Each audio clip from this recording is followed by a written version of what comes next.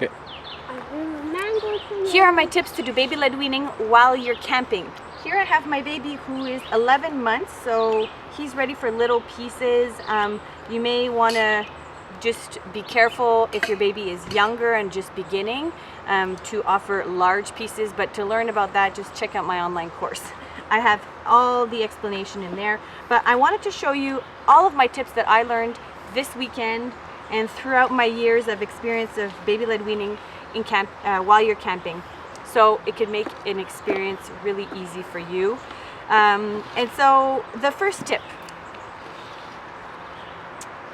you can make pancakes or anything that you know that your baby loves and knows how to eat. Make them in advance and bring them with you. That way, if whatever you're eating is not appropriate, or if your baby has to wait because cooking might take a little bit longer while you're camping, your baby always has something to eat if he or she is hungry. I love to explore new snacks while I'm visiting a new area. And so this is something I've discovered just by being here in the US. It's by Simply Nature. These are freeze-dried strawberries and mangoes and Fuji apples. So what happens with these is that they basically are just the fruit and they melt in the baby's mouth. So this is perfect for my baby. It doesn't dirty the baby all over. It's not super juicy. And so these are freeze-dried mangoes, so they seem a bit hard, but they really do melt in your baby's mouth. And these are the apples, so this is a perfect size for your baby. These are some dried apples again, and these are not freeze-dried, but they're super soft. So really good for practicing your baby's pincer grasp at around 9-10 months. The other thing is had a mosquito on his head. Bring containers. Containers are practical because your baby will not always eat all the portions that are, the food that you give them. So if you bring a container, that way you could keep the food for the next day or so. And so practical, something not to forget. A booster seat is really practical. It's not, absolutely necessary, but I really like it because while you're camping, you can really keep the baby contained. And when you're cooking or when you're, preparing stuff around the campsite, your baby has this booster seat and they can't really move around and they're contained so the food stays on the platter.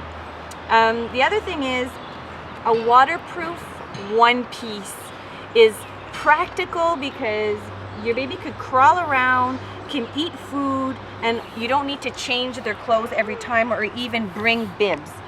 So you just take your wipes after the baby eats and just wipe that one piece waterproof suit.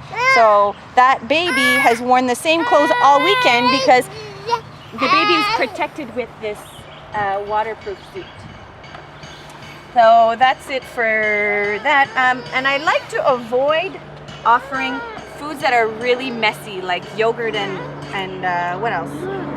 And oatmeal, because that way, it just goes everywhere, and it's just, you don't want bugs, ants crawling on the baby because of it's so sweet. So those are practical to just avoid while you're camping. If your baby's on a schedule for like exact hours or times to eat, conserve that schedule. Keep that baby on the schedule because it's unknown environment for the baby, and they might be a bit distracted. So keeping the baby on the schedule. If your baby's not on a schedule, just make sure your baby doesn't get too hungry while you're preparing the food. And camping, yeah. Also, your baby might be really distracted while camping, and so maybe while the baby is nursing or taking a bottle, make sure the environment is calm. So maybe in the tent would be best, just to make sure that you don't skip feeds, just because the baby might get hungry that way. The other thing is planning some foods ahead of time, or meals that your baby will eat. So something like fish, if you've prepared that during the week, bring it with you, or some kind of meats or things like that, that you always know that your baby has something that will sustain them and fill them up in case you're eating something that's not appropriate. The other thing is make sure you can look ahead of time what kind of terrain your campsite will be. The best would be grass, because there's not really any rocks that baby can eat, so that's safe and it's cleaner. Otherwise, this is a pine covered terrain, but mud and rocks is probably the worst for camping with babies. And then the last part is accept that you're camping and everything's going to get dirty, and that's okay.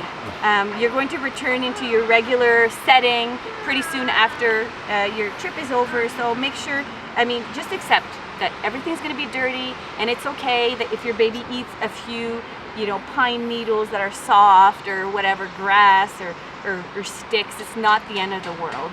And even you'll see there's some pine needles here on this tray, and that's okay. It doesn't need to be like a sterile environment because you're camping. So that's it. Those are my tips that I could think about for making baby-led weaning easy while you're camping. And share in the comments, what would you add to my list?